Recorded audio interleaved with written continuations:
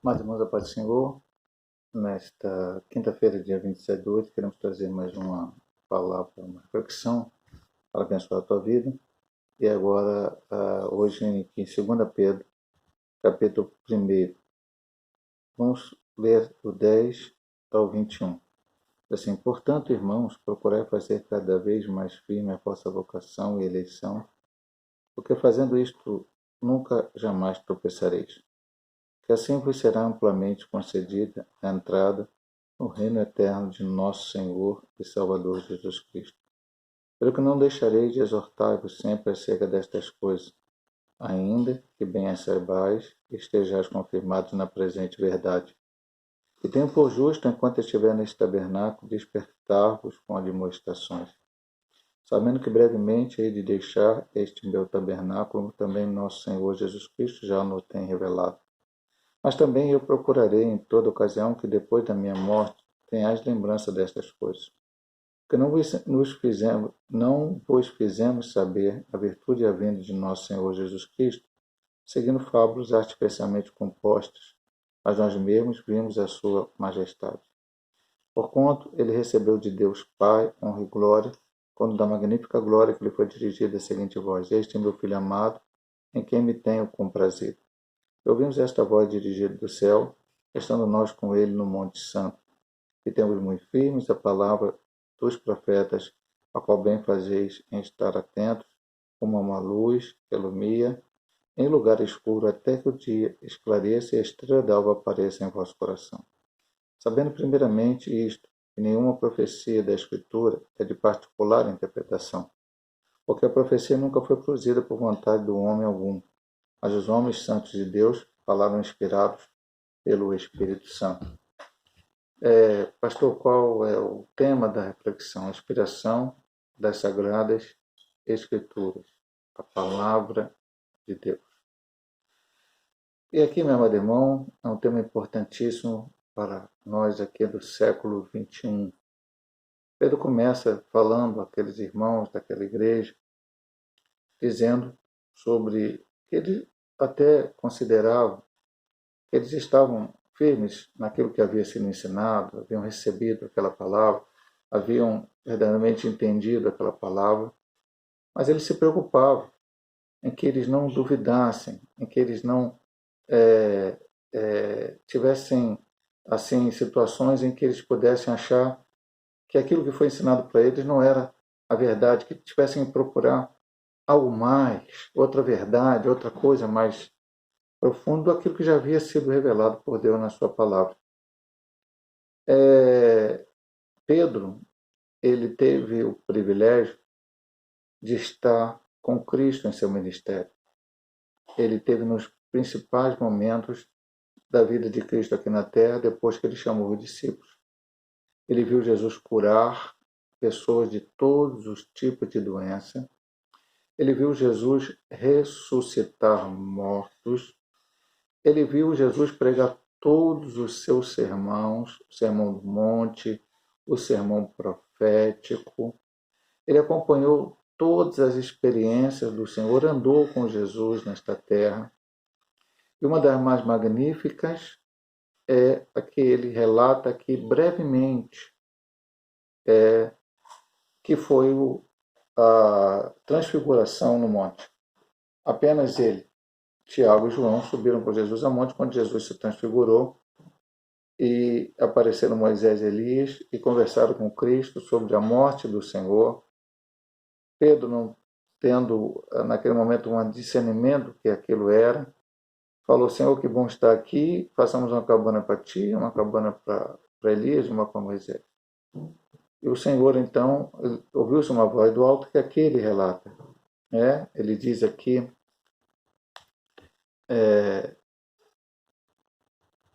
esse é meu filho amado, em quem me comprazo. É a palavra que ele ouviu lá dos altos céus. Aqui o versículo 17: porquanto ele recebeu de Deus Pai honra e glória, quando da magnífica glória que lhe foi dirigida da seguinte voz: Este é meu filho amado, em quem me tenho comprazido. Então ele cita, ele mostra de certa forma com isso a autoridade dele, apostólica, para poder ensinar a palavra de Deus.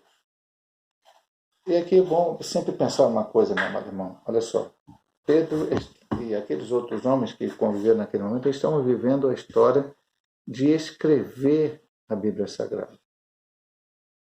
Naquele tempo de Pedro já circulavam alguns escritos sobre Cristo, sobre o que ele tinha feito aqui na Terra. Já também circulavam talvez algumas cartas paulinas que Pedro chega a citar sobre os escritos de Paulo, que algumas pessoas deturpavam. Ele fala isso no capítulo 3. Mas ainda não estava definido pela igreja daquela época quais eram os livros que verdadeiramente eram inspirados pelo Senhor. E o nosso texto principal aqui é o último versículo 21, que fala que toda escritura, homens falaram, toda escritura é inspirada por Deus, é revelada por Deus, não é feita por vontade do homem, e homens inspirados pelo Espírito Santo.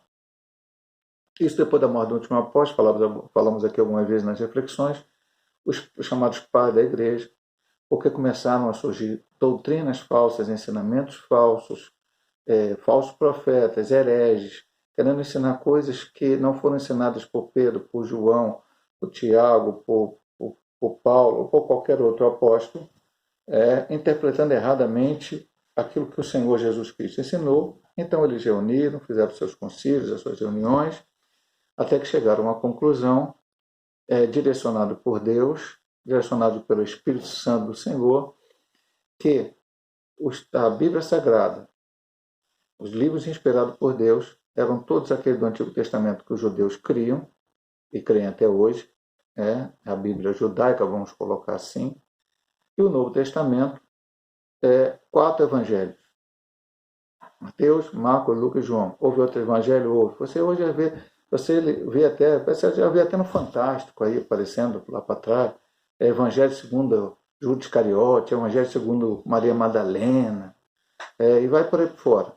Então apareceram muitos evangelhos, mas esses evangelhos não foram considerados inspirados por Deus.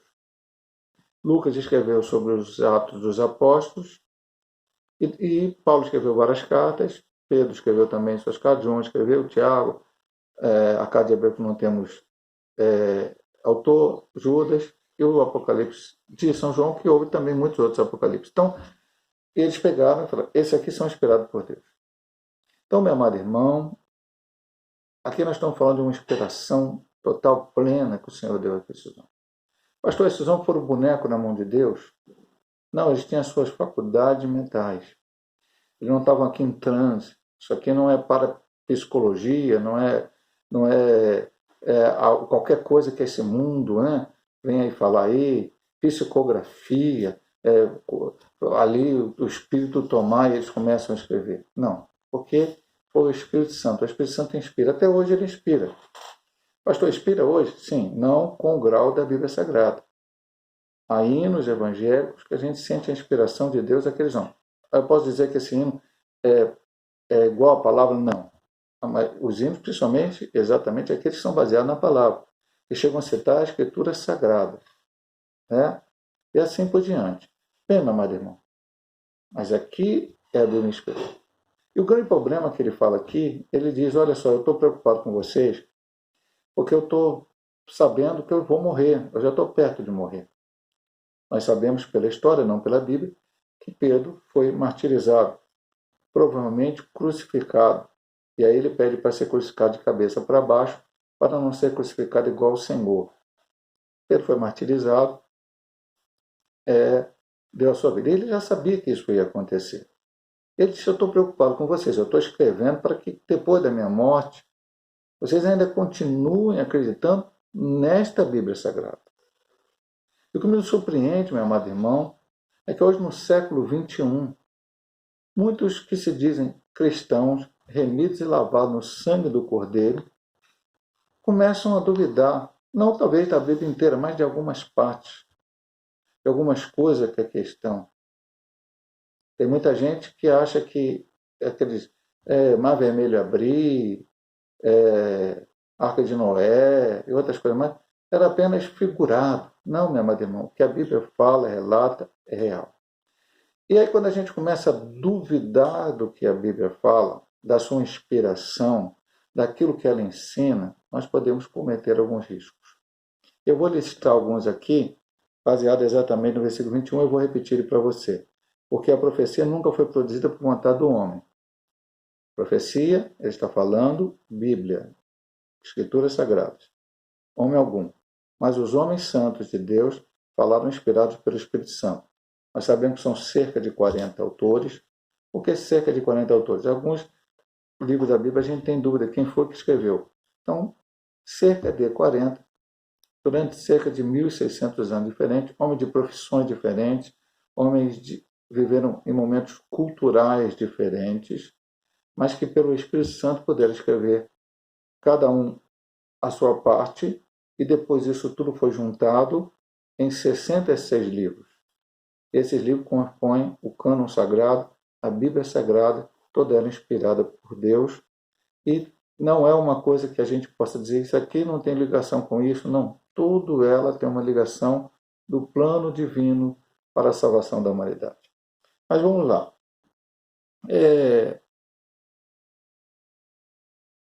Todos os crentes devem, de modo semelhante, manter um conceito firme e final da inspiração e autoridade da Bíblia. Por quê? 1. A única maneira de ser fiel ao que Jesus Cristo, os apóstolos e a própria Bíblia ensinam a respeito das Escrituras. E aí você pode ver o Salmo 119, todo ele. O Salmo 119 é muito interessante. Ele tem 176 versículos e apenas 2 desses versículos não tem uma citação direta à palavra, lei, estatuto, qualquer coisa que se direcione para a Bíblia Sagrada. É um dos maiores livros, um dos maiores escritos que falam sobre a autoridade, a importância da Bíblia Sagrada. Por exemplo, nós temos aquele que a gente cita sempre. Escondi a tua palavra no meu coração para não pecar para ti. Temos também lâmpada para meus pés a tua palavra e luz para os teus caminhos. Como purificará um mancebo o seu caminho? Guardando a palavra do Senhor. Enfim, e vários outros versículos no Salmo 119. Então, meu amado irmão, a única maneira de ser fiel é que Jesus Cristo, os apóstolos e a própria Bíblia ensinam.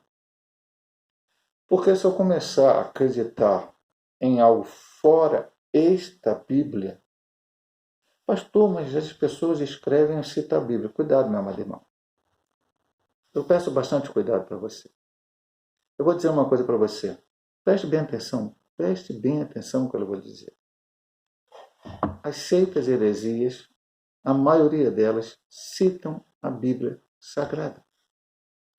Só que elas citam a Bíblia Sagrada de forma errada. Dão a sua própria interpretação dos seus líderes religiosos para poder mostrar que aquele ponto que as faz diferente e aí querem atrair as pessoas, que são ensinamentos incorretos, Vou te dar algum exemplo. Não vou citar, já fiz aqui algumas reflexões. Você não encontra. Você pode encontrar, sim, um texto ali jogado, que você pegando, você vai interpretar e dizer, mas você não vai pegar na estrutura toda da Bíblia, no contexto, que Deus tenha proibido o ser humano a comer carne animal. A única carne que é proibida é que está em Atos 15, a sufocada ou com sangue. Então, de restante, não proíbe. Paulo diz lá, você vai no açougue e come tudo que vender lá. Açougue vende o quê? Verdura, legume, fruta? Não, açougue vende carne. Ele diz, vai comer lá. Tranquilo. Agora, se você souber que ela foi oferecida ao ídolo, você não come por causa da consciência, não sua do outro. Então a Bíblia tem um texto que fala comer carne, vários textos. O próprio Senhor falava isso lá no Antigo Testamento, muitas vezes orientando. Os homens de Deus, Abraão, Isaac, toda essa turma. Mas tem hoje seita que chega e diz, não, Deus quer que você só coma verdura, legume e fruta. E você, se quiser entrar ali, ser salvo, entre aspas, vai ter que fazer isso. Essa é a interpretação correta da Bíblia.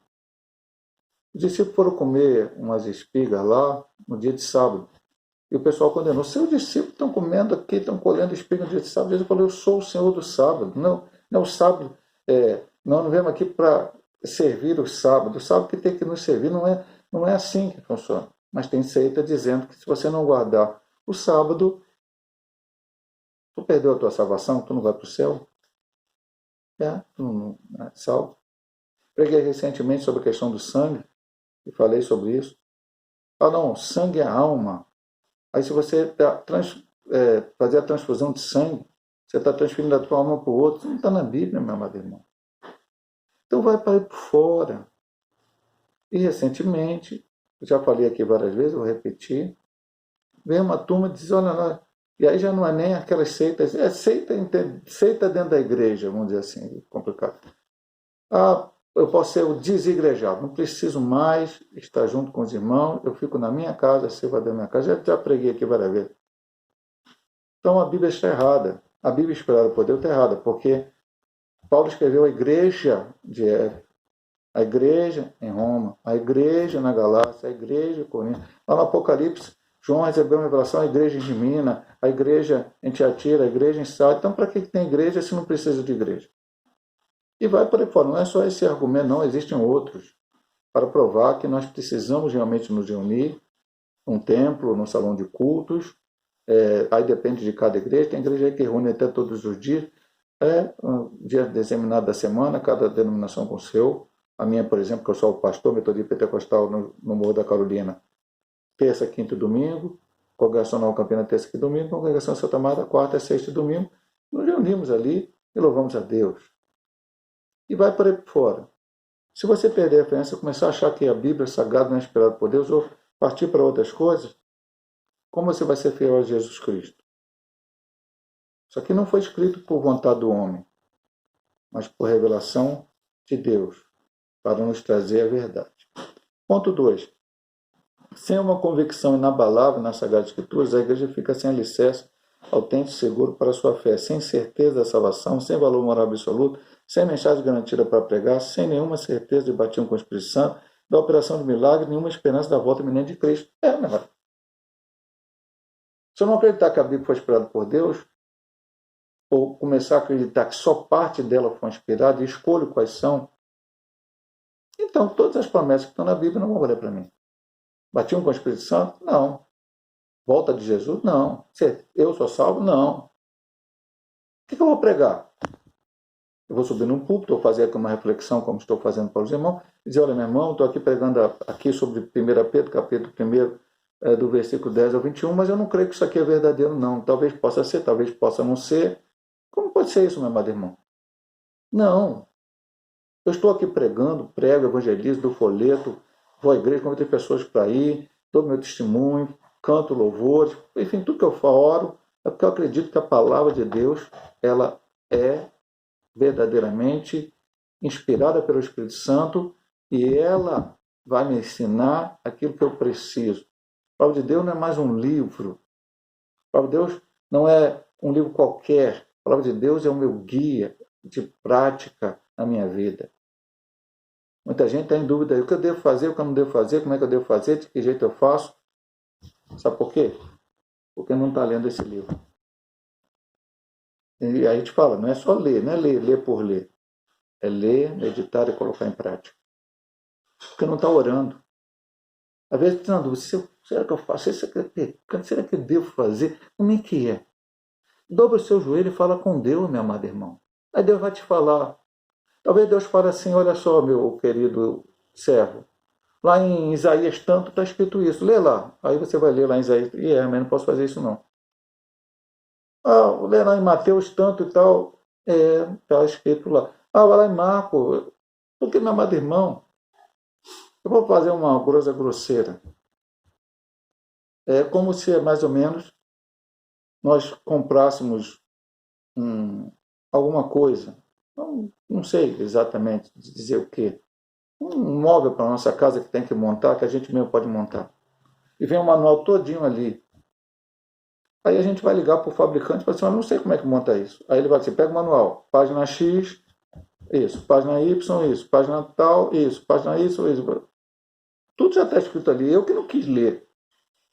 Eu que não quis ter o trabalho de ler, de pesquisar. Senão, não precisava ligar para ninguém. E aí eu estou falando como se fosse para orar. Eu vou orar a Deus, eu vou orar, está aqui, está escrito na minha palavra. Você está em dúvida? Vá para a minha palavra. Para que você tenha força, fé, para pregar, para testemunhar, para buscar o batismo com o Espírito Santo, para aguardar a volta de Jesus. Não deixe que algumas coisas que vêm de fora, querendo atrapalhar a tua fé, a tua crença na palavra, venham atrapalhar a tua vida espiritual. Terceira coisa, sem uma convicção inabalável na Sagrada Escritura, os cristãos fiéis à Bíblia não têm nenhuma verdade absoluta e objetiva, baseada na própria autoridade de Deus. Para ajeitar os valores, já aqui botando movetis deste mundo, filosofias humanas e as práticas ímpias da cultura mundana. Eu tenho falado muitas vezes aqui, meu amado irmão, nós estamos vendo o século XXI e tem um politicamente correto. Politicamente correto, não pode falar isso, não pode fazer assim, não pode... E muitas coisas dessas até coadunam com a Bíblia. Tudo bem. Mas aquilo que não coaduna com a Bíblia, eu não vou seguir.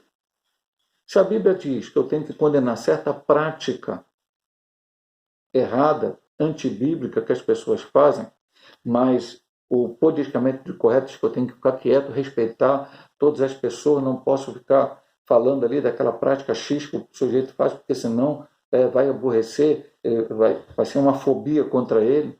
Mas se a Bíblia diz que eu tenho que falar contra o pecado, eu vou falar contra o pecado. Não posso ficar. Então, se eu não acredito na Bíblia, começo a acreditar, olha, eu já vi muita gente falar, aquilo era para aqueles dias, pastor, é lá para o tempo dos apóstolos, lá para o tempo do Abraão. Não, meu amado irmão, passará o céu e a terra, mas a palavra de Deus não vai passar. Então, o que Deus prometeu a Abraão, que prometeu a Jacó, prometeu a José, prometeu a aqueles homens todos, apontava para Cristo, chegou até nós temos a verdade absoluta que é a palavra de Deus. Eu tenho que colocar em prática a palavra. Não importa que ela tenha sido escrita há 2.000 anos atrás. Ah, pastor, 2.000 anos atrás, para fazer fogo, o pessoal pegava 2 pedras e fazia assim. Hoje a gente pega o fósforo. Sim, meu amado irmão. Mas isso não invalida a palavra. O homem pode ir à lua, pode o homem fazer um chip do tamanho de você nem enxerga, o homem pode fazer computador tremendo que acessa isso, aquilo, não importa. Não importa quanto a ciência, o conhecimento aumente, mas a palavra de Deus continua sendo a palavra de Deus. E é o que me rege, é o que me guia, é o que me faz cada vez mais conhecer a verdade do Senhor. A Bíblia diz lá em Oséias 6,3, voltamos a falar aqui, já falamos uma vez, conheçamos e prossigamos em conhecer o Senhor. Tem que ter intimidade com Deus através da leitura da Bíblia, da oração, do jejum, de estar junto com os irmãos na igreja, enfim, de fazer a obra de Deus. Eu tenho comunhão com esse Deus verdadeiro. A quarta coisa, que sempre nós estamos falando, o perigo de não acreditar que a Bíblia é a palavra de Deus. É inspirada, correta, né? Sem uma convicção inabalável na Sagrada Escritura, o cristão não tem condições de suportar as terríveis dificuldades dos últimos dias. Vai acontecer no último dia. Porque veja mesmo, irmão, a Bíblia já fala o que vai acontecer. Homens amantes de si mesmo, tudo, enfim. Guerras, rumor de guerras, falsos profetas, falsos cristos. A Bíblia está repleta de assuntos que vão acontecer nos últimos dias e como a gente pode nos fortalecer para suportar esses dias. Eu não quero ser o profeta das coisas ruins, mas essa pandemia foi apenas um sinal do Senhor. Poderão vir adiante coisas até piores do que foi esta aí. E nós temos que estar preparados. Mas como é que eu vou estar preparado? Se eu crer nessa palavra. Se eu começar a acreditar na história da carochinha, se eu começar... Ele chega a dizer aqui, Pedro fala nisso, não preguei para vocês baseado em fábula, em historinha. O evangelho, meu amado irmão, não pode ser o evangelho da psicologia, o evangelho da filosofia, o evangelho de qualquer ismo por aí. O evangelho que tem que ser pregado é a palavra de Deus, é este livro sagrado. Jesus Cristo salva, cura, liberta, transforma a vida do homem e brevemente voltará para levar a sua igreja. É isto. O restante é tudo alguma coisa mais que Deus dá para a gente. O evangelho não é prosperidade material. O evangelho não é outras coisas. O evangelho é viver a vida de Cristo. Eu preciso acreditar na palavra de Deus. Não perco a minha base. Eu perco a meu alicerce. E aí, nesses dias maus, eu acabo abandonando a presença do Senhor, porque eu estou acreditando em coisas que não têm fundamento. Coisas que, por si só, não tem nada que possa afirmar. Mas a palavra de Deus, sim, ela tem. Quem assevera não é o pastor, não é o presbítero, não é o diácono, não é ninguém outro. Quem assevera é o próprio Deus que inspirou essa palavra a ser escrita através do Espírito Santo. E para terminar, o quinto ponto é: sem uma convicção inabalável nas Sagradas Escrituras, ficam enfraquecidas a plena autoridade e as doutrinas da Bíblia. Em consequência disso, ela será substituída pela experiência religiosa subjetiva humana ou pelo raciocínio independente crítico também humano. Meu amado irmão. Infelizmente, hoje em dia, muitas experiências humanas passaram a ter o mesmo valor da Bíblia. Não é porque eu fiz uma coisa em nome de Deus e por acaso Deus abençoou e deu certo, mas muitas vezes essa coisa que eu fiz não está baseada na Bíblia. Foi a minha vontade, a minha ideia. E aí aquilo passa a ser Bíblia, passa a ser Deus falando. Não, meu amado irmão, não é assim. Eu preciso seguir a palavra de Deus. Eu preciso entender a palavra de Deus em todas as áreas. Não preciso ser um teólogo, porque nem todo mundo faz teologia, mas eu preciso ter a ideia básica do Pai, do Filho, do Espírito Santo, da Trindade, da salvação, para que não possa me firmar em coisas erradas. Em situações que não agradam a Deus. Então, eu preciso entender e conhecer. E preciso acreditar. Eu vou repetir para você o versículo. Aliás, vou repetir para terminar a reflexão, que eu tenho que orar aqui também, o 20 e o 21. Sabendo, primeiramente, que nenhuma profecia da Escritura é de particular interpretação, porque a profecia nunca foi produzida por vontade de homem algum, mas os homens santos de Deus falaram inspirados pelo Espírito Santo. Para terminar, vou dizer para você. Pastor, aqui em Marcos está escrito isso aqui, então é isso. Mas peraí, meu amado, olha bem o texto de Mateus, João, Pedro. Não, se eu ler bem, vou entender que não é bem. Eu posso pegar literalmente esse texto, mas tenho que interpretar o contexto da Bíblia Sagrada.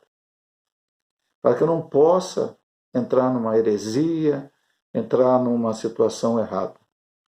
Eu peço e vou orar a Deus para que nossos irmãos continuem acreditando fielmente que este é um livro inspirado por Deus e é que é o nosso guia para a nossa vida cotidiana. Eu vou orar por você nesta hora. Pai amado, Pai querido, acabamos de ler aqui o ensinamento de Pedro na sua segunda carta, preocupado com aquela igreja que ele ensinava, disse que estava até perto da sua morte, não queria que ele se desviasse. Pai, se naquele tempo já era difícil, imagina hoje no século XXI. E nós, todos os teus servos, pastor Aeroneras, todos que estão ouvindo esse vídeo, todos, enfim, que vão, que leem a tua palavra, teus servos em todos os lugares, possam acreditar verdadeiramente nesta palavra, Senhor. Possam acreditar na Bíblia Sagrada. Possam acreditar que ela foi inspirada pelo Espírito Santo. Não tem uma parte ou outra, ou a parte que eu quero, que me agrada mais, ela é a palavra de Deus. A parte que eu acho que pode ser contrária a mim, essa não foi inspirada. Não, ela é inspirada em tudo. De Gênesis a Apocalipse. E temos que nos firmar nesse pensamento, para que jamais possamos nos desviar. Livra o teu povo, Senhor Deus, das vãs sutilezas de Satanás, das heresias, dos homens hereges, dos homens amantes de si mesmo desses últimos dias. Porque os dias são maus, mas, Senhor Deus, o Senhor está conosco. O mesmo Espírito que inspirou a Bíblia está conosco. Dá ao teu povo, Senhor, sempre a vontade de ler, de meditar, de praticar aquilo que está escrito na tua palavra, Pai. Senhor Deus, mais uma vez te pedimos aqueles que estão enfermos, vai curando os enfermos, Senhor Deus, em nome de Jesus. Papai amado, aqueles que estão passando por um problema difícil agora, dá a solução, tira todo o empecilho, embaraço e dá força ao teu servo para continuar caminhando até o dia em que o Senhor vier para arrebatar a sua igreja. Fica conosco nesta hora, perdoa os nossos pecados, te pedimos em nome de Jesus. Amém. Deus possa te abençoar, meu amado irmão, minha amada irmã, através dessa reflexão, em nome de Jesus.